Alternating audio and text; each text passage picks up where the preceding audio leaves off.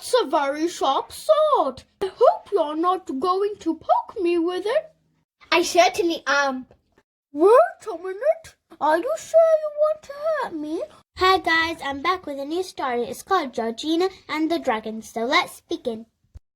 George and Georgina were twins. They looked exactly the same. Even their mum and dad couldn't always spot the difference. Can you? One day, Georgina said, When I grow up, I want to ride out in the countryside and have lots of adventures. What nonsense, said her mum. When you grow up, you'll be a pretty young lady and you will stay at home and sew beautiful pictures. That sounds very boring, muttered Georgina. No, it doesn't, said George. When I grow up, I'd like to sew beautiful pictures. What nonsense, said his dad. When you grow up, you'll be a strong young man. You will go out and fight dragons. That sounds very dangerous, muttered George. No, it doesn't, said Georgina. When I grow up, I'd like to fight dragons. But their mum and dad didn't listen. They gave George a wooden sword to play with. They gave Georgina a sewing set. George tried out the wooden sword.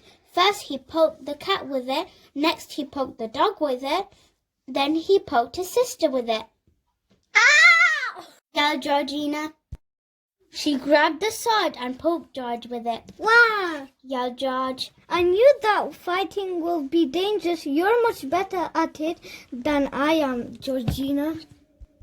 Georgina tried out her sewing kit. First she poked the needle in her finger. Next she poked the needle in her knee. Then she poked the needle into George. Ow! yelled George. He grabbed the needle and sewed up Georgina's sleeves. I don't want to see a beautiful picture, said Georgina. You're much better at it than I am, George. I have an idea, said George. Why don't we swap places? I'll sew beautiful pictures and you can fight fierce dragons. Good idea, said Georgina. But we must keep it a secret. For a while, George and Georgina's secret was safe. George sewed beautiful pictures. Beautiful pictures, Georgina, said Mum. Thank you, giggled George. Georgina was very good with her sword.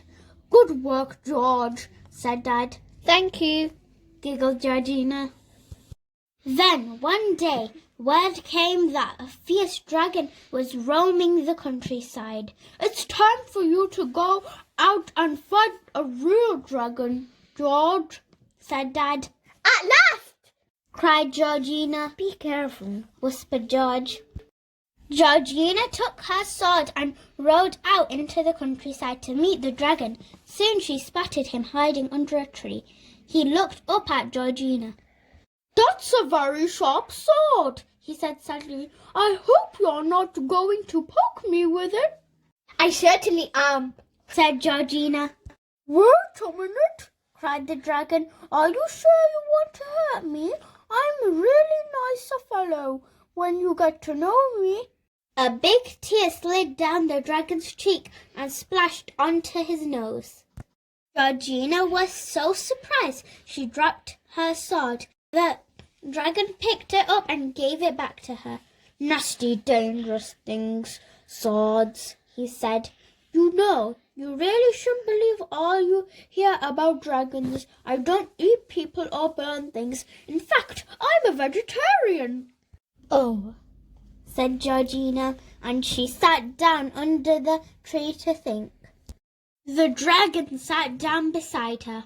Actually, he said, I'm glad to have someone to talk to. It's very lonely being a dragon. Everyone runs away when I come near. said Georgina, still thinking. Everyone except you, said the dragon. You don't seem to be afraid at all. I'm afraid to go home and say I didn't kill you, said Georgina, and she told the dragon all about swapping places with George. If anyone finds out I'm really a girl, George will have to go out and fight dragons. He hates that. Said the dragon, and he had to think too. Then he had an idea. Tell you what, he said. You pretend to be George and I'll pretend to be a fierce dragon. You can chase me all over the countryside. We'll have some great adventures. Good idea, said Georgina. but I'll have to tell George. Can he keep a secret? Asked the dragon.